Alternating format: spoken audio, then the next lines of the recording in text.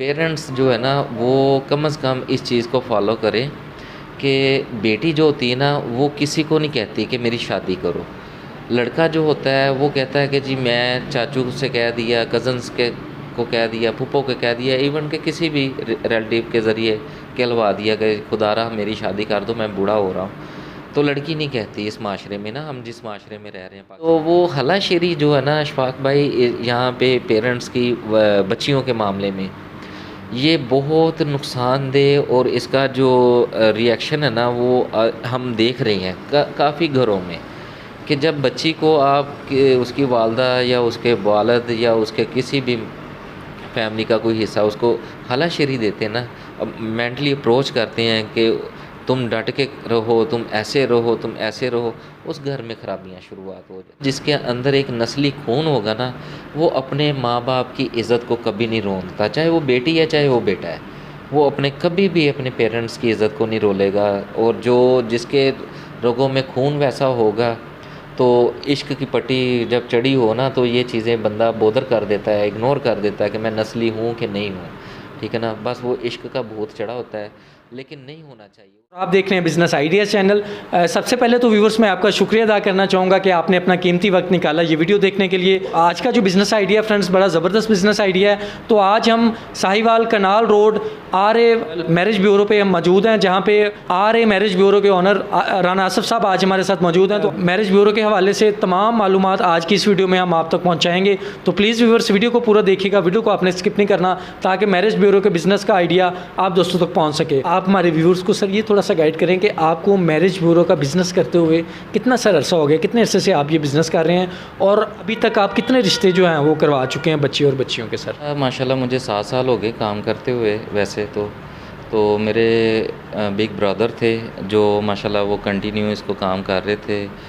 अरसा 35 साल से। तो मैं उनको देख देख के यानी कि शॉप पे बैठता था तो मैं उनको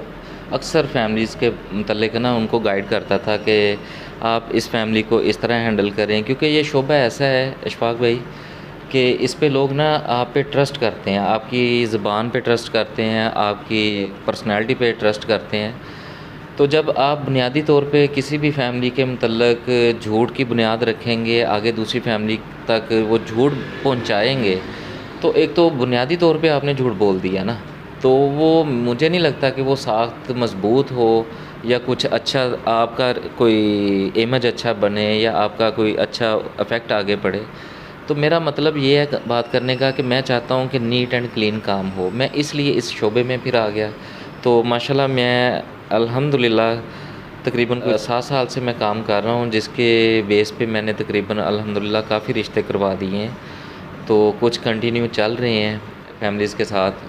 कुछ मंगनी पे हैं, कुछ डिले हैं, बस इसी तरह यानी कि प्रोसेस में चलता है इस फील्ड में। हमारे व्यूअर्स को सर ये भी थोड़ा सा गाइड कर दें कि कितनी एज से लेके कितनी एज तक आप जो है वो रिश्ते करवाते हैं और लड़की वालों की डिमांड क्या होती है? जब लड़की वाला कोई आपके पास आते हैं, पार्टी आती है, तो वो क्या डिमांड करते हैं, लड़का कैसा होना चाहिए? जब कोई लड़के वाले लड़की देखने आता है तो उनकी क्या डिमांड्स होती हैं? तो ये थोड़ा सा आप हमारे व्यूअर्स को गाइड करें कि डिमांड लोग क्या करते हैं। ये बड़ा अच्छा सवाल आपने अशफाक भाई मुझे पूछा है। तो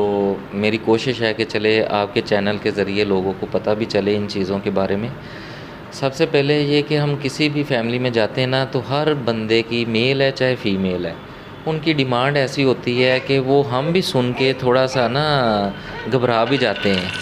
कि यार ये इतनी डिमांड्स जब आप ले रहे हैं, इतनी डिमांड्स के मतलब आप सवाल जवाब कर रहे हैं, ये भी हो वो भी हो फलां हो, हर चीज़ मांगते हैं। तो देखिए ये नसीब जो है ना वो ना तो मैंने लिखे हैं ना किसी पेरेंट्स ने लिखे हैं, ये अल्लाह ताला ने लिखे हुए हैं। हमारी है जस्ट कोशिश। लेकिन जो फैमिलियाँ इतनी ज़्यादा डिमांड करती है ना उसकी वजह से रिश्ते उनके नहीं होते जल्दी, क्योंकि ज़ाहिर बात है अगर किसी का 5 मरले का घर बन गया है, कोई बहुत अच्छा टाइल पत्थर वाला घर बना, उनकी डिमांड्स बढ़ जाएगी कि जी हमारा 5 मरले का घर है, बहुत अच्छी लोकेशन में है, बहुत अच्छा बना हुआ है, गाड़ी है, टाइल पत्थर है, तो हमें बहुत प्यारी अनमोल सी लड़की चाहिए, स्लिम स्मार्ट हो, यानी कि डिमांड्स ऐसी होती हैं कि वो हर चीज़ मांगते हैं। तो खुदारा मेरी सब फैमिलियों से या जो भी इस चैनल को देखते हैं, ज़ाहिर बात है मैं खुद बेटियों वाला हूँ, बहनों वाला हूँ, کہ پیرنٹس جو ہے نا وہ کم از کم اس چیز کو فالو کریں کہ بیٹی جو ہوتی ہے نا وہ کسی کو نہیں کہتی کہ میری شادی کرو.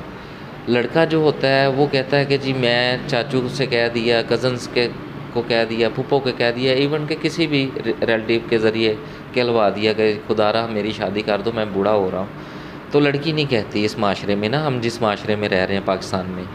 تو یہاں پہ بہت اچھی فیملیاں ہیں اور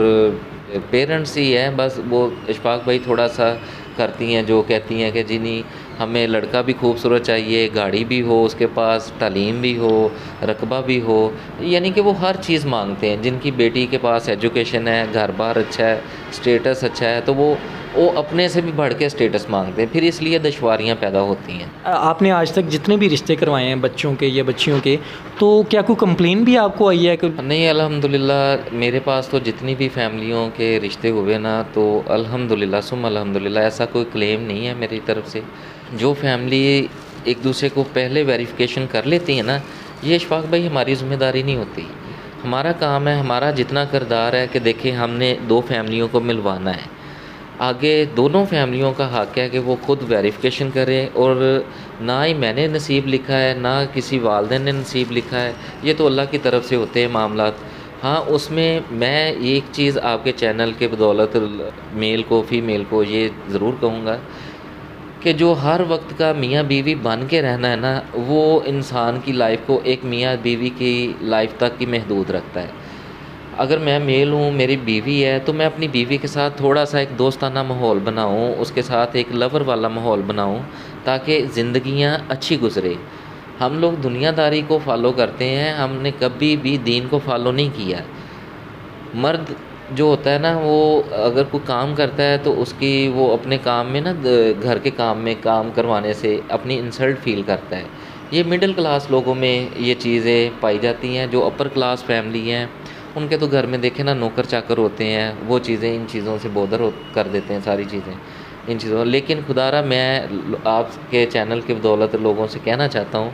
کہ جو پیرنٹس ہوتے ہیں نا, دیکھیں آپ کی کوئی بیٹی ہے, آپ چاہتے ہیں کہ جی ہماری بیٹی بہت اچھے گھروں میں جائے. جب آپ کسی کی بیٹی لے کے آتے ہیں تو آپ کہتے ہیں وہ گھر کی نوکرانی بن کے رہے. تو یہ چیزیں جو ہوتی ہیں نا وہ دشواریاں پیدا کرتی ہیں. جہاں تک چپلیشن کی آغاز ہوتی ہے نا, وہ یہی چیزیں ہیں کہ چپلیشن کہاں سے ابتدا ہوتی ہے. یہ چھوٹی چھوٹی باتیں جب انسان ایک دوسرے کی اگنور کرے گا, فیملیز ریلیشن اچھے رکھے گا, جو انسان ایک دوسرے کو ایجوکیٹ کر سکتا ہے نا, وہ میرا خیال ہے کہ وہ ہر رشتہ نبھا سکتا ہے. اچھا آصف بھائی, آپ جو یہاں پہ رشتے کرواتے ہیں تو ان کی پرائز کہاں سے شروع ہوتی ہے اور کہاں تک جاتی ہے؟ اور جو انٹرنیشنل لیول کے رشتے ہوتے ہیں, جو باہر والے ممالک میں, جو عرب کنٹری میں یا جو یورپ کنٹری کے رشتے آپ کرواتے ہیں, پاکستان میں کتنی پرائز آپ لے رہے ہیں؟ جو باہر والے رشتے ہیں اس کی کتنی پرائز لے رہے ہیں؟ یہ تھوڑا سا سر گائیڈ کرتے ہیں. ہمارا پاکستان میں تو دیکھیں اشفاق بھائی, جو عام روٹین میں میرج بیرو والے ہیں, ساہیوال ہو گیا یا بگ سٹی کوئی بھی, لاہور ہے, فیصل آباد ہے, ملتان ہے,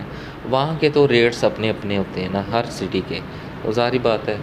ہمارا ایک اچھا شہر ہے, بہت خوبصورت شہر ہے. میں اپنے شہر کو بہت لائک کرتا ہوں اور پسند ہے مجھے اپنا شہر. یہاں پہ ہم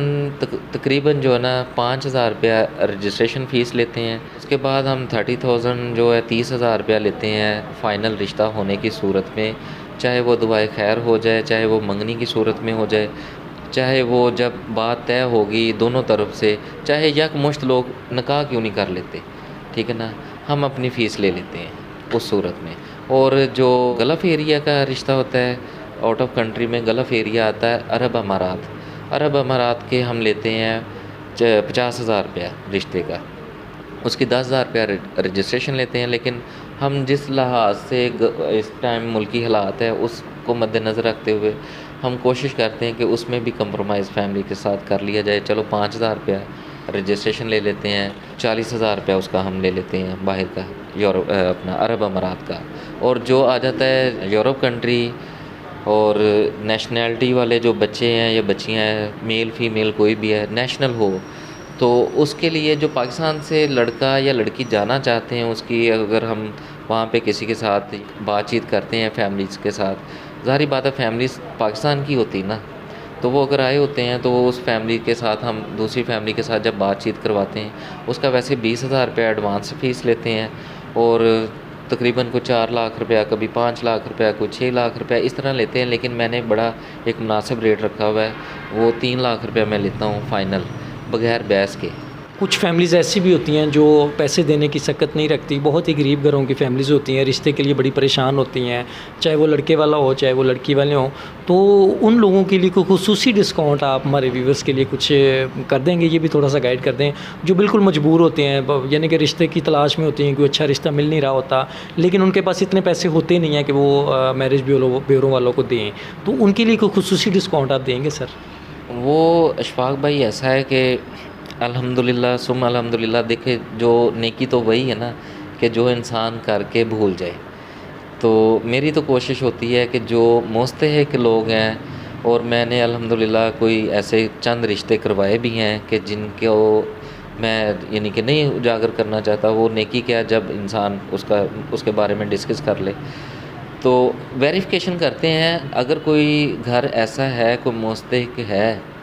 کہ وہ اپنی بیٹی کا یا بیٹے کا کچھ ایسا ہی اپنے جیسا گھر کوئی دیکھ کے اس کی زندگی کا کوئی اچھا فیوچر سوچتے ہیں، نکاح میں بڑی برکت ہے، تو وہ کوشش کرتے ہیں ہم اپنی طرف سے کہ دونوں گھرانے جو ہے نا وہ فی سبیل اللہ ہم ان کا کام کروا دیں۔ اکثر گھروں میں جو ہے نا وہ لڑائی جھگڑے بھی میاں بیوی کے اکثر ہوتے رہتے ہیں، تو آج کل کے دور میں طلاقیں جو ہے نا وہ بہت زیادہ ہونی شروع ہو گئی ہیں، تو آپ ان لوگوں کو کیا میسج دینا چاہیں گے جن گھروں میں طلاقیں ہوتی ہیں، جو مرد عورتوں کو طلاقیں دیتے ہیں یا جو عورتیں مرد سے طلاقیں لیتی ہیں، آپ ان لوگوں کے لیے کیا میسج دینا چاہیں گے تاکہ یہ سسٹم طلاق والا جو ہے وہ یہ کم سے کم ہو سکے؟ آپ کیا میسج دینا چاہیں گے ان جیسے لوگوں کو؟ سب سے بہترین اور سب سے اہم آپ نے سوال کیا ہے کہ چلو یہ بڑی اچھی بات ہے کہ لوگوں تک یہ بات پہنچے۔ سب سے پہلے اشفاق بھائی ہم ہیں دین سے دور، سب سے جو بربادی کا سبب بنتا ہے نا، ہم دیکھیں ہمارا تو میرج بیورو ہے، ہم فیملیوں میں جاتے ہیں، ہم فیملیوں کی سنتے ہیں، اور فیملیوں کی سن کے پھر ان کے بعد جب اللہ نہ کرے خدا نہ خواستہ ان کے گھروں میں کسی نہ کسی معاملات پہ، البتہ ہمارے کوئی ایسا رشتہ نہیں ہوا کہ جس میں یہ چپکلیشنیں بنی ہوں، لیکن ہم نے سنا ہے، ہم نے دیکھا ہے، ہم بھی فیملی والے ہیں، ظاہری بات ہے دو فیملیاں، میری بھی شادی ہوئی ہے، میرے بھائیوں کی بھی ہوئی ہے الحمدللہ، بہنوں کی بھی ہوئی ہے، ہم رشتے ناتوں میں بندھے ہوئے ہیں۔ تو یہ چیزیں جو ہوتی ہیں نا، دیکھیں اشفاق بھائی سب سے پہلے بات یہ ہے کہ جب ہم کسی کی بیٹی لے کے آتے ہیں نا، والد یا والدہ لڑکے کی یعنی کہ اس بچی کا سسرال اس چیز کو کنسیپٹ بنا لے کہ ہم اپنی بہو نہیں لے کے آئے، بیٹی لے کے آئے ہیں، تو اصل تو جو بنیادی چیز ہے نا وہ اس چیز سے بھی اللہ کا شکر ہے کہ کچھ بہتر اس گھر میں معاملات ہو جائیں گے۔ اور دوسری بات یہ ہے کہ جب کسی کی بیٹی ہم لے کے آتے ہیں نا، تو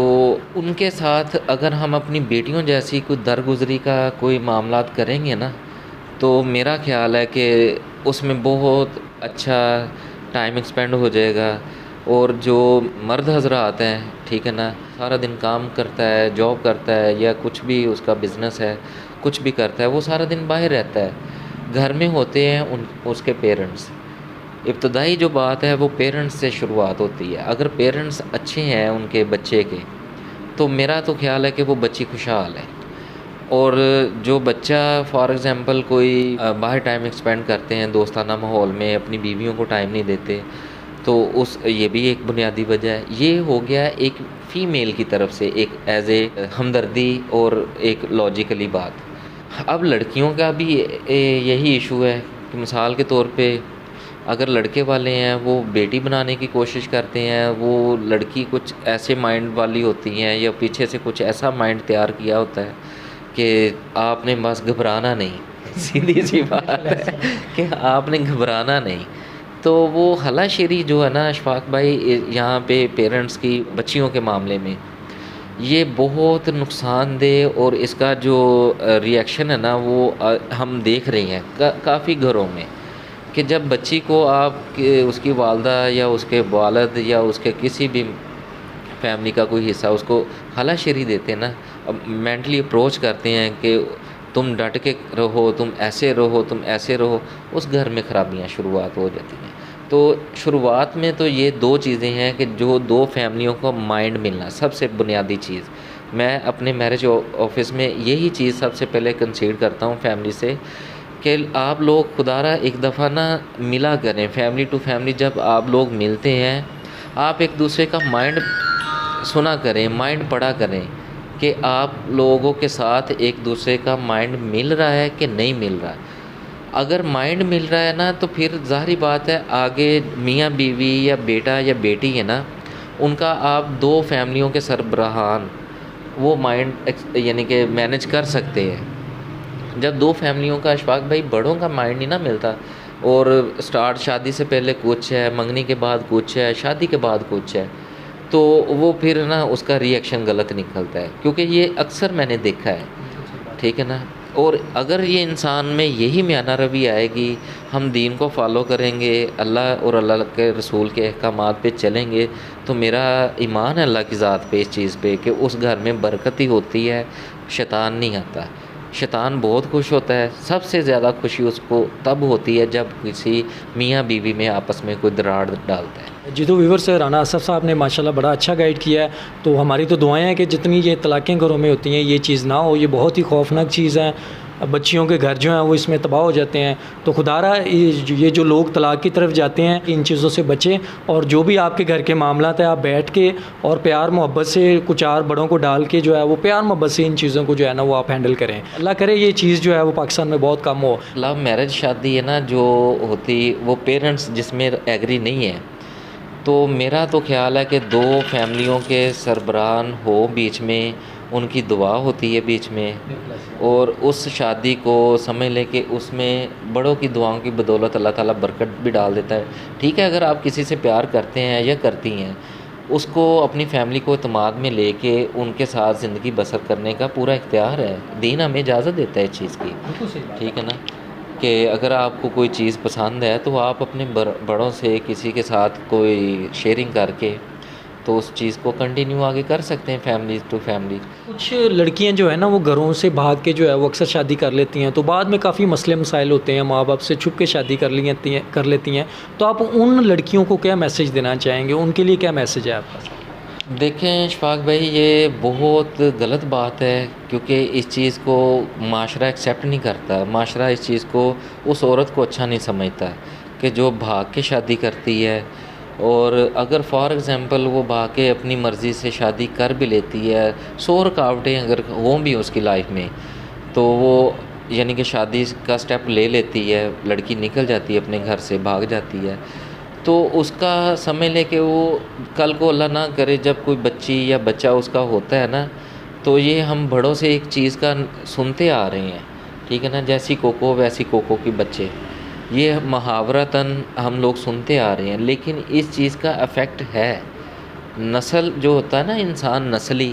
پہلی بات یہ کہ نسل جس کے اندر ایک نسلی خون ہوگا نا، وہ اپنے ماں باپ کی عزت کو کبھی نہیں رونتا، چاہے وہ بیٹی ہے چاہے وہ بیٹا ہے، وہ کبھی بھی اپنے پیرنٹس کی عزت کو نہیں رولے گا، اور جس کے رگوں میں خون ویسا ہوگا، تو عشق کی پٹی جب چڑھی ہو نا تو یہ چیزیں بندہ بودر کر دیتا ہے، اگنور کر دیتا ہے کہ میں نسلی ہوں کہ نہیں ہوں، ٹھیک ہے نا، بس وہ عشق کا بھوت چڑھا ہوتا ہے، لیکن نہیں ہونا چاہیے۔ اس میں اعتماد سب سے پہلی بات ہے کہ اپنے پیرنٹس کو آپ اعتماد میں لیں، چاہے وہ میل ہے چاہے وہ فیمیل ہے، لے کے اگر نہیں ایگری ہو رہے تو اس کے لیے بہترین یہ ہے کہ اس بچی کا جہاں وہ چاہ رہی ہے نا کسی بھی انداز میں،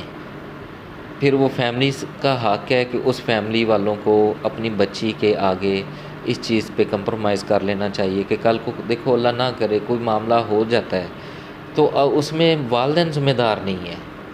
ٹھیک ہے نا۔ اگر وہ بچی کا زبردستی یا بچے کا زبردستی کسی اور جگہ پہ کر دیتے ہیں تو اللہ نہ کرے، معاملہ تو اللہ کی طرف سے ہوتے ہیں نا، یہ سارے سنجوگ جو ہے، ہمارا تو کردار ہے صرف دکھانا ملانا، تو باقی تو نصیب اللہ نے لکھے ہے،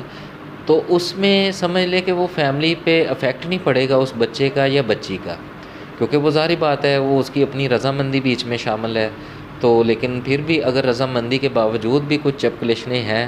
تو ان سے میری ریکویسٹ ہے اس والدین سے کہ وہ پھر بھی میانہ روی اختیار کر کے اپنے بچوں کا گھر آباد کریں، نہ کہ ہٹ درمی دکھائیں۔ رانا آصف صاحب نے ماشاءاللہ بڑا ہی اچھا گائیڈ کیا ہے، بہت ہی اچھے طریقے سے جو ہے وہ ساری چیزیں جو ہیں وہ آصف صاحب نے بتائی ہیں۔ کسی بھی رشتے کے معاملے میں آپ پریشان، رشتہ نہیں مل رہا، تو آپ رانا آصف صاحب سے رابطہ کر سکتے ہیں۔ ان کی جو ہے وہ ساہیوال کنال روڈ کے اوپر شاداب ٹاؤن میں ان کی شاپ جو ہے وہ واقع ہے۔ ان کا نمبر، ان کا فون نمبر اور ایڈریس بھی جو ہے وہ اسکرین پہ چل رہا ہے۔ ساہیوال میں ان کا سیٹ اپ ہے۔ پورے پاکستان میں کسی کو بھی رشتے کے معاملے میں کوئی بھی مسئلہ آ رہا ہے، رشتہ مل نہیں رہا، یا اچھا لڑکا نہیں مل رہا، یا اچھی لڑکی نہیں مل رہی، کوئی بھی کسی قسم کا بھی رشتہ آپ کو چاہیے، تو آپ رانا آصف صاحب سے جو ہے وہ ڈائریکٹ فون پہ بھی رابطہ کر سکتے ہیں، اور ان کی شاپ پہ آپ ان کا جو ہے وہ آفس بھی وزٹ کر سکتے ہیں۔ اور ماشاءاللہ رانا آصف صاحب انسان بھی بہت اچھے ہیں، بڑا اچھا انہوں نے گائیڈ کیا ہے۔ آصف صاحب لاسٹ پہ آپ کوئی بھی آپ ہمارے ویورز کو بھی میسج سر دینا چاہیں تو آپ دے سکتے ہیں، کوئی بھی میسج سر آپ کے ذہن میں ہے۔ سب سے پہلی بات یہ ہے کہ جی اللہ سب کو نماز کی توفیق دے۔ جو نماز ہے نا ہمارے لیے، وہ سمجھ لے کہ ہر چیز پہ اللہ تعالیٰ برکت کے راستے بھی کھول دیتا ہے۔ اور جو میرے بہن یا میرے بھائی یا میرے کوئی عزیز و اقارب قرآن کو اسٹڈی نہیں جنہوں نے کیا ترجمے کے ساتھ، وہ ایک دفعہ قرآن پاک ضرور اسٹڈی کریں، کیونکہ یہ اللہ کی کتاب ہے۔ اللہ تعالیٰ نے ہمارے لیے ہمارے پیارے نبی صلی اللہ علیہ وآلہ وسلم کے ذریعے ہمیں یہ انمول تحفہ ملا ہے، معجزہ ہے۔ تو اگر ہم اس کو فالو کریں گے، نبی پاک صلی اللہ علیہ وآلہ وسلم کی سیرت کو فالو کریں گے، تو انشاءاللہ ہمارے یہ جو ملکی حالات بھی ہیں، یا دنیا داری کے حالات ہیں، گھریلو حالات ہیں، کاروباری حالات ہیں، اس میں اللہ تعالیٰ ہم سب کے لیے برکتیں بھی نازل فرمائیں گے، انشاءاللہ فضل بھی عطا کریں گے۔ اور مجھے امید ہے کہ انشاءاللہ جو انسان